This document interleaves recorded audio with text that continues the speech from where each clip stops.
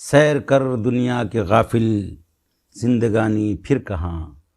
जिंदगानी गर रही तो नौजवानी फिर कहाँ। जिंदगानी गर रही तो नौजवानी फिर कहाँ। ये किसी शायर ने कहा है। तो दोस्तों, आइए हम आपको ले चलते हैं उस जगह की सैर कराने जहाँ लोग शौक़ से जाते हैं, बचपन से शौक़ पालते हैं कि मैं कश्मीर जाके देखूं, जो दुनिया की जन्नत है। सारी दुनिया से लोग कश्मीर देखने आते हैं। एक शायर ने कहा, अगर जन्नत बर्रुए ज़मीं अस्त, अगर जन्नत बर्रुए ज़मीं अस्त, हमी अस्त हमी अस्त हमी अस्त। तो आइए मैं ले चलता हूँ आपको कश्मीर। हिमालय की गोदी में बसा हुआ कश्मीर अपनी दिलकश खूबसूरती के लिए दुनिया भर में मशहूर है। ज़मीन का जन्नत कहलाने वाला कश्मीर भारत के लिए एक अनमोल हीरा है। ये मौसम के साथ साथ अपना रंग भी बदलता रहता है। यही वजह है कि कश्मीर इतना खूबसूरत है कि सारी दुनिया से लोग कश्मीर देखने के लिए आते हैं। हम सभी का सपना होता है कि ज़िंदगी में एक बार ज़रूर कश्मीर की सैर करें। कश्मीर की बर्फ़ से ढकी पहाड़ियों का लुत्फ़ उठाएं, उसके कुदरती हुस्न को नज़दीक से देखें, कश्मीर की हसीन वादियों को निहारें। नमस्ते दोस्तों, स्वागत है आपका सदर आलम यूट्यूब चैनल पर। कैसे हैं आप लोग? अगर आप भी कश्मीर जाने की सोच रहे हैं तो हमारा ये वीडियो आखिर तक देखिए। इसमें मैं आपको पूरी जानकारी दूंगा। आपको कश्मीर कैसे और कब जाना चाहिए, कहाँ कहाँ घूमना चाहिए, रहने और खाने के लिए क्या क्या ऑप्शंस हैं, आपका कुल खर्च इस सफ़र में कितना होगा। दोस्तों, इस सफ़र में हम आपको श्रीनगर के साथ साथ आसपास की जो ख़ास जगह हैं, चीज़ और मकामात हैं, उसके बारे में पूरी जानकारी देंगे। जैसे गुलमर्ग, सोनमर्ग और पहलगाम के बारे में भी बतलाएंगे। बहुत से टूरिस्ट जो कश्मीर आते हैं वो इन जगहों पर जाना भी पसंद करते हैं, बल्कि उनकी फहरिस्त में ये सारी जगहें, ये सारे प्लेसेस ज़रूर होते हैं। कुछ लोग वैष्णो देवी और अमरनाथ की यात्रा के बाद भी सोचते हैं कि क्यों ना जब यहाँ तक आ ही गए हैं तो कश्मीर भी घूम लें। कश्मीर की बर्फीली पहाड़ियों, खूबसूरत झीलों, पुरसुकून माहौल, अनोखे पार्क, खूबसूरत नज़ारे यहाँ की खूबसूरती को और बढ़ाते हैं। बल्कि अगर कहा जाए कि चार चांद लगाते हैं तो गलत ना होगा। लोग इसे स्विट्ज़रलैंड ऑफ इंडिया या धरती पर जन्नत भी कहते हैं। धरती का स्वर्ग इसे कहा जाता है। यहाँ हर साल लाखों टूरिस्ट आते हैं जो ड्राफ्टिंग, घोड़सवारी, ट्रैकिंग, स्कीइंग जैसी एक्टिविटीज़ का मज़ा लेते हैं। चलिए दोस्तों, वीडियो के पहले हिस्से में बात करते हैं कि कश्मीर जाया जाए तो कैसे जाया जाए। अगर आप बाई रोड आना चाहते हैं तो बस, प्राइवेट टैक्सी या फिर अपनी कार की मदद से श्रीनगर पहुंच सकते हैं। श्रीनगर को जम्मू से राष्ट्रीय राजमार्ग NH-1A जोड़ता है। इसके अलावा आप अगर बस से आते हैं तो जम्मू एंड कश्मीर परिवहन निगम यानी कि JKSRTC की लग्जरी और निजी डिलक्स बसें आपको आसपास के राज्यों जैसे दिल्ली और जम्मू से मिल जाएंगी। अगर आप जानना चाहते हैं कि इसकी दूरी क्या है तो जम्मू से श्रीनगर की दूरी 250 किलोमीटर है और दिल्ली से श्रीनगर 800 किलोमीटर दूर पड़ता है। अगर आप वैष्णो देवी के दर्शन के बाद कटरा से श्रीनगर आना चाहते हैं तो वहाँ से भी आपको डायरेक्ट बसें मिल जाएंगी।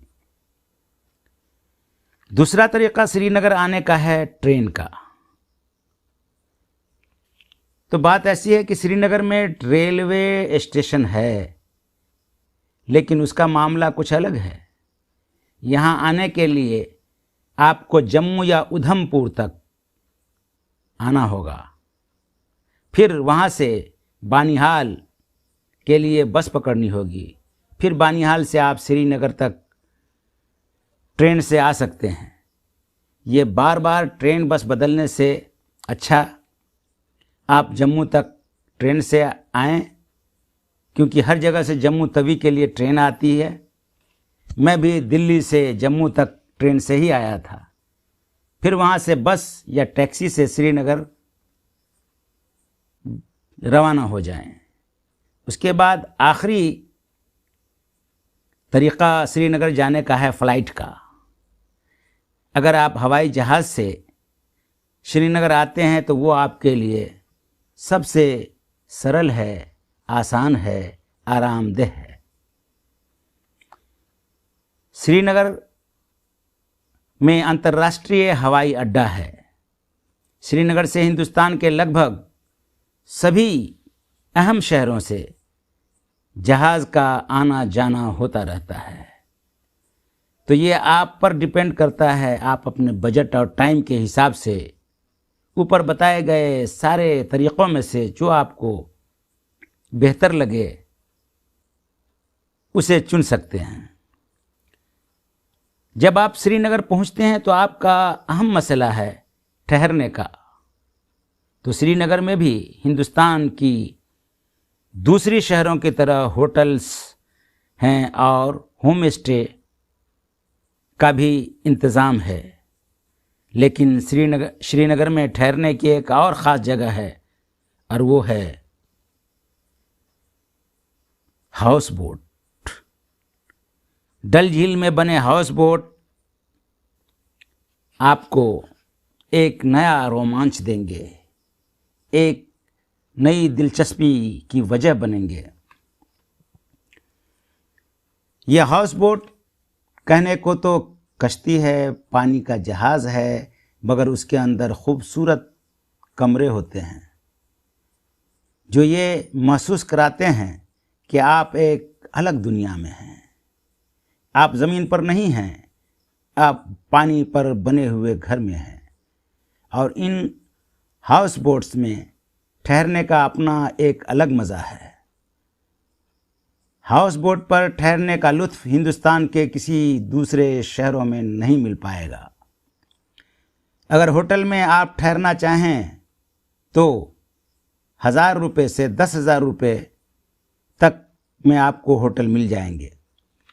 अगर आप सीज़न में जाते हैं तो पहले बुकिंग करा के जाएं, नहीं तो सीज़न में टूरिस्ट की ज़्यादा भीड़ होने की वजह से होटल का मिलना मुश्किल हो सकता है।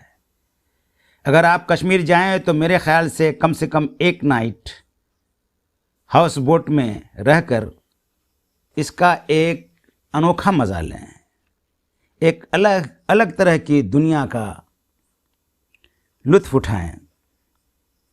हाउस बोट में ठहरने का किराया 500 रुपये से 1000 से शुरू होता है। 500 और 1000 से शुरू होता है और जिस तरह का हाउस बोट होगा, जैसे कमरे होंगे, वैसे चार्ज भी कम या ज़्यादा हो सकते हैं। अब आइए खाने पीने की बात करते हैं। यहाँ आपको हर तरह का खाना मिल जाएगा, veg, non veg, mutton, chicken, सभी तरह के।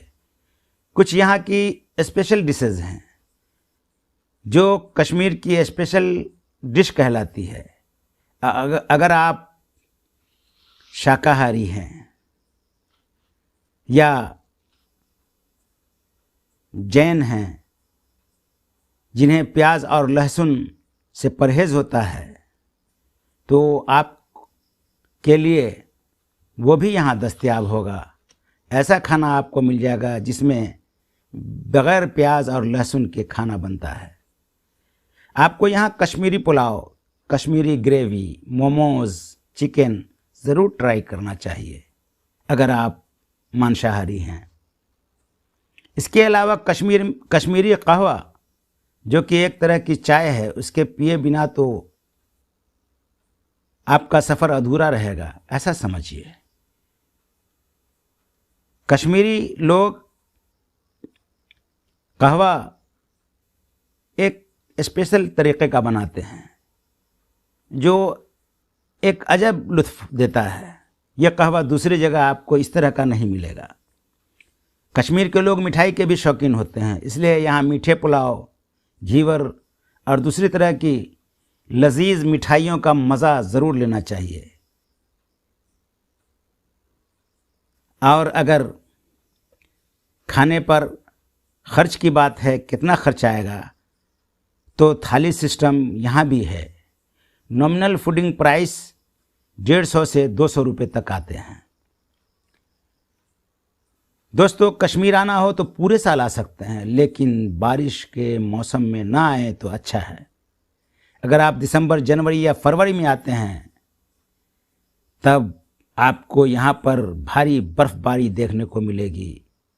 बहुत सी जगहों पर सड़क पर बर्फ़ जम जाती है, रास्ता बंद हो जाता है, जिसे जेसीबी से हटाया जाता है और रास्ते को गाड़ी के चलने के लायक बनाया जाता है।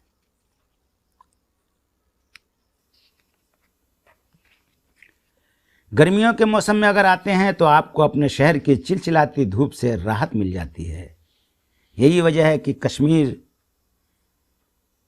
की राजधानी बदलती रहती है, गर्मियों में श्रीनगर और सर्दियों में जम्मू। कुछ लोग जो बर्फ़ के शौकीन हैं वो दिसंबर, जनवरी और फरवरी में कश्मीर में आते हैं। कुछ लोग गर्मियों में, जबकि गर्मियों में हर जगह बर्फ़ नज़र नहीं आती है, बल्कि कुछ ख़ास जगहों पर बर्फ़ देखने को मिलता है। लेकिन गर्मी से तो पूरी तरह छुटकारा मिल ही जाता है, क्योंकि यहाँ का मौसम हमेशा ठंडा रहता है। आइए अब बात करते हैं कश्मीर के घूमने के जगहों की, प्लेसेस की।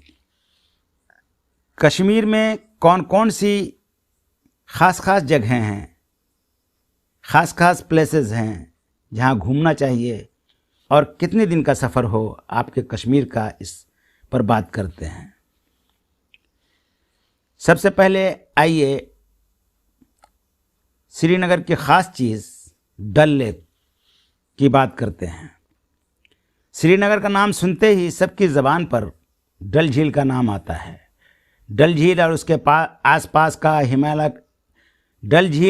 आसपास का हिमालय का किनारा तो बहुत दिल को छू लेता है। इस झील में आप शिकारा राइड कर सकते हैं, जिसका एक ख़ास लुत्फ़ है, एक ख़ास किस्म का एहसास देता है। ये शिकारा राइड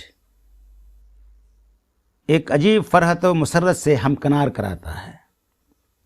यहाँ की फ्लोटिंग वेजिटेबल मार्केट है, यानी कि पानी पर तैरता हुआ मार्केट, टूरिस्ट के लिए एक ख़ास अहमियत रखता है। इसलिए जब भी श्रीनगर जाएं, इस फ्लोटिंग मार्केट को विज़िट करना ना भूलें। श्रीनगर की ख़ास चीज़ों में से दूसरी चीज़ है शालीमार बाग, मुग़ल गार्डन भी इसे कहते हैं। इसके शालीमार बाग को मुग़ल गार्डन इसलिए कहा जाता है कि इसे मुग़ल बादशाह ने बनवाया था। शालीमार गार्डन 31 एकड़ में फैला हुआ है। इस बाग को 1619 में मुग़ल बादशाह ने अपनी बेगम नूरजहां के लिए बनवाया था। इस बाग में चिनार के पेड़ लगाए गए हैं, जिससे इस बाग की खूबसूरती में चार चांद लगते हैं। यहाँ पर शाम के वक्त तेल के दिए जलाए जाते हैं। इस रोशनी से इस जगह की खूबसूरती और बढ़ जाती है, और साथ ही साथ इस बाग का वाटरफॉल इस रोशनी में और भी बेहद खूबसूरत लगता है। तो यहाँ भी जाकर आप लुत्फ़ अंदोज़ हो सकते हैं और शालीमार बाग या मुग़ल गार्डन शालीमार का मज़ा ले सकते हैं। परी महल एक खूबसूरत जगह है जो चश्मशाही के ऊपर वाक़े है, जिसे 17वीं सदी में बनवाया गया था। इस महल को मुग़ल बादशाह शाहजहाँ के सबसे बड़े बेटे दारा शिकोह ने बनवाया था। यहाँ आपको बहुत ही खूबसूरत आर्किटेक्चर, लॉन्ज, गार्डन और बहुत से फूल और फलों के पेड़ देखने को मिलेंगे। यहाँ जाकर ठंडी ठंडी हवाओं के बीच एक अलग तजर्बा होगा, एक अलग अनुभूति होगी, एक अलग एक्सपीरियंस आप ले सकेंगे। वुलर लेक, यहाँ डल झील के अलावा एक और झील है जो टूरिस्ट के लिए, सयाहों के लिए, सैलानियों के लिए बहुत मशहूर है। ये एशिया का सबसे बड़े मीठे पानी की झील है। इसका पानी ताज़ा होता है। यहाँ मछलियों और चिड़ियों की कई प्रजातियां हैं। इसके अलावा अगर आप वाटर गेम के शौकीन हैं तो आप इसका भी मज़ा ले सकते हैं। आपका कश्मीर का सफ़र इंदिरा गांधी टूलिप गार्डन के बगैर तो अधूरा ही समझिए। अब आइए चलते हैं टूलिप गार्डन। ये गार्डन बहुत ही खूबसूरत है। भला फूलों की खूबसूरती किसे अच्छी नहीं लगती। फूलों की खूबसूरती इतनी पुरकशिश होती है कि हर कोई उसमें खिंचा चला जाता है।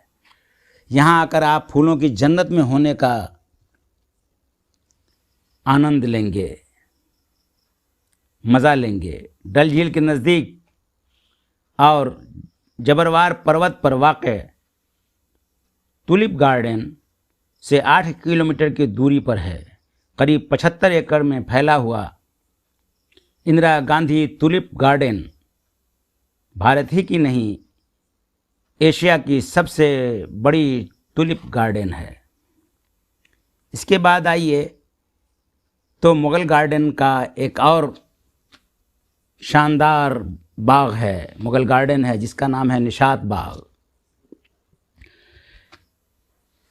कश्मीर का मशहूर मुग़ल गार्डन के नाम से मशहूर दूसरा मुग़ल गार्डन निशात गार्डन है या निशात बाग है। यहाँ पर कश्मीर की रिवायती पोशाक, पारंपरिक वेशभूषा पहनकर फ़ोटो खिंचवाया जा सकते हैं। कुछ लोगों की रोज़ी रोटी यही है कि वो कश्मीर की पोशाक औरतों की, मर्दों की, बच्चों की लेकर वहाँ होते हैं और जो पहनाकर आपको आपकी तस्वीर खींच देते हैं। दोस्तों, ये पार्क सीढ़ीनुमा डिज़ाइन में बनवाया गया है, जिसे घूमते हुए आपको बहुत अच्छा लगेगा। एक्सप्लोर मार्केट, शाम के वक्त आप श्रीनगर की मार्केट में घूम सकते हैं। यहाँ का लाल चौक, रघुनाथ बाज़ार वगैरह काफ़ी फेमस है। यहाँ के लाल चौक में आपको कश्मीरी शॉल, कश्मीरी सेब, बादाम और अखरोट वगैरह मिल जाएंगे, जिसे आप अच्छे कीमतों पर ख़रीद सकते हैं। ये था श्रीनगर लोकल प्लेसेस घूमने का तरीक़ा। जो 2 दिन में आराम से हो जाएगा, क्योंकि पहला दिन तो आपका श्रीनगर पहुंचने और होटल या हाउस बोट चेकिंग में ही निकल जाएगा। गुलमर्ग, तीसरे दिन आप गुलमर्ग के लिए निकल सकते हैं। यह श्रीनगर से 50 किलोमीटर दूरी पर वाक़ है और ये बहुत ही खूबसूरत हिल स्टेशन है। दिसंबर जनवरी के महीनों में यहाँ बहुत भारी बर्फ़बारी होती है। गुलमर्ग में अच्छी खासी स्नोफॉल होने की वजह से ये प्लेस स्नो एक्टिविटी के लिए काफ़ी मशहूर है। यहाँ पर आप माउंटेन बाइकिंग, स्कीइंग और सेलेज राइडिंग का मज़ा ले सकते हैं। अगर आप फैमिली के साथ हैं या दोस्तों के साथ हैं तो ये जगह आपके लिए काफ़ी अच्छी जगह हो सकती है।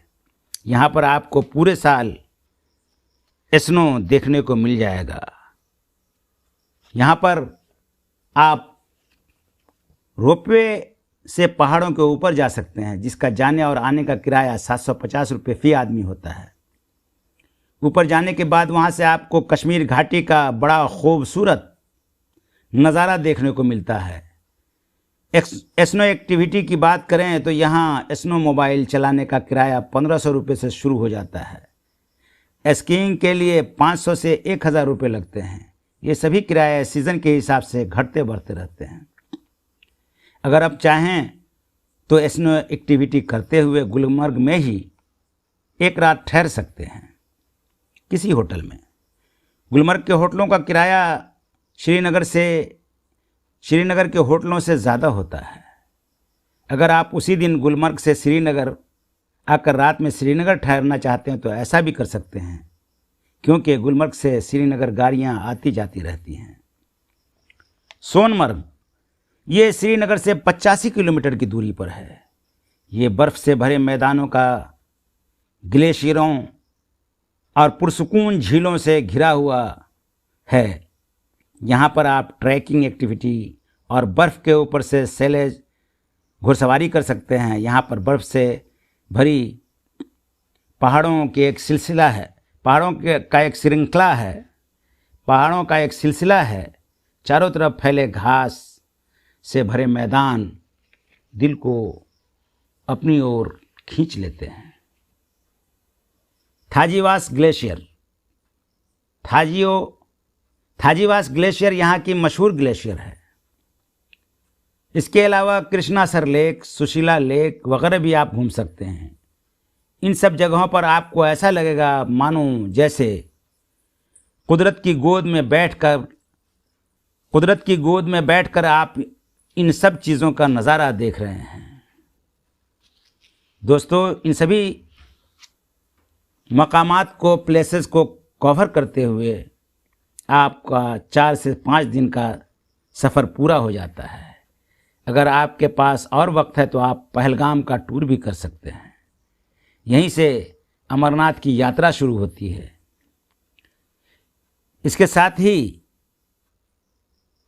पहलगाम अपने आप में एक ख़ास आकर्षण रखता है। देखने की जगह है ये। पहलगाम के खूबसूरत जंगल, खूबसूरत झीलें, नदियाँ दिल को छूती हैं और आसमान को चूमते हुए पहाड़, सेब के बगीचे और यहाँ के बड़े बड़े घास के मैदान किसी जन्नत से कम नहीं हैं।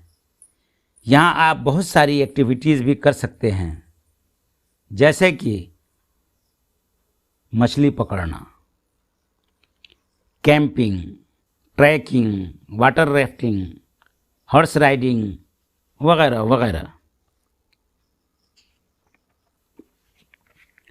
पहलगाम आकर आप बहुत ही पुरसुकून, शांत वातावरण, माहौल में रहेंगे। आपको एक पुरसुकून माहौल का एहसास होगा। यहाँ के हरे भरे मैदानों और खूबसूरत नदियों के दरमियान बैठकर आपको ऐसा लगेगा कि आप किसी अलग ही दुनिया में आ गए हैं।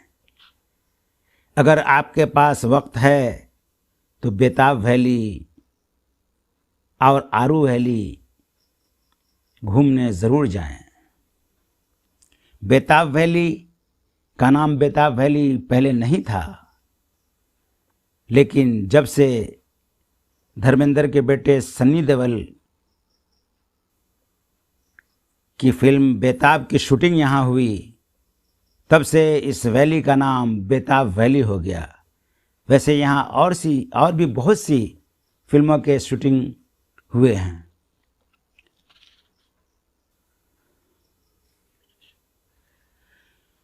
दोस्तों, वीडियो की अगली कड़ी में हम बात कर लेते हैं कि घूमना कैसे है, यानी गाड़ी की कैसी सहूलत चाहते हैं, मोड ऑफ ट्रांसपोर्ट क्या रहेगा, किस तरह की गाड़ी से आप घूमना पसंद करेंगे। यहाँ कम खर्च में भी काम चल जाएगा और ज़्यादा खर्च में भी आप घूम सकते हैं। अगर कम खर्च में घूमना है तो आप Jammu Kashmir state road transport यानी बस का इस्तेमाल कर सकते हैं। इसके अलावा श्रीनगर लोकल आप ऑटो की मदद से भी घूम सकते हैं। ऑटो का किराया टैक्सी से बहुत कम पड़ता है। अगर आपकी फैमिली बड़ी है और आप बस से ट्रैवल नहीं करना चाहते हैं, अगर आपकी फैमिली बड़ी है और आप बस से ट्रैवल नहीं करना चाहते हैं तो टैक्सी हायर कर सकते हैं। ये रिज़र्व टैक्सी आपको 4,000 से 5,000 तक में श्रीनगर लोकल के आसपास के सभी प्लेसेस को कवर कराकर फिर आपको श्रीनगर ड्रॉप कर देंगे। इसके अलावा अगर आप पैकेज लेना चाहते हैं तो बहुत से टूर एंड ट्रैवल वाले मिल जाएंगे जो 20 से 25,000 तक में आपको ये ट्रिप कंप्लीट करा देंगे। इसमें आपका खाना पीना, होटल, ट्रांसपोर्टेशन, ये सब चीज़ें शामिल रहती हैं। लेकिन ख्याल रहे कि ये सब सीज़न के हिसाब से कम ज़्यादा होते रहते हैं। अगर आप पीक सीज़न में आते हैं तो आपका बजट बहुत ज़्यादा बढ़ सकता है। आखिरी बात कर लेते हैं हम लोग बजट की। एक आदमी पर इस टूर का बजट क्या होगा, खर्च कितना आएगा। अगर आप पैकेज नहीं बुक करते हैं और 4 से 5 दिन का ट्रिप करना चाहते हैं, जिसमें कि श्रीनगर और आसपास की 3-4 जगहें घूमना चाहते हैं, तो 10,000 रुपये पर पर्सन खर्च आएगा, जिसमें आपके शहर से श्रीनगर पहुंचने तक और श्रीनगर से वापस आपके शहर तक पहुंचने का किराया शामिल नहीं है। अगर आप चाहें तो इससे भी कम में आप घूम सकते हैं, जिसके लिए शेयर टैक्सी, जीप या फिर बस का इस्तेमाल करना होगा। और रहने के मामले में आप डॉर्मेट्री या फिर होम स्टे में रह सकते हैं, जिसका किराया कम होता है। इस केस में आपका सफ़र 5 से 6,000 में पूरा हो सकता है। इसके अलावा कश्मीर घाटी में और भी बहुत सी खूबसूरत जगह हैं जहां आप घूम सकते हैं, जिसके बारे में हम दूसरे वीडियो में आपको बताएंगे। धन्यवाद। तो मेरा अगला वीडियो देखते रहें, फिर मिलेंगे। तब तक के लिए बाय।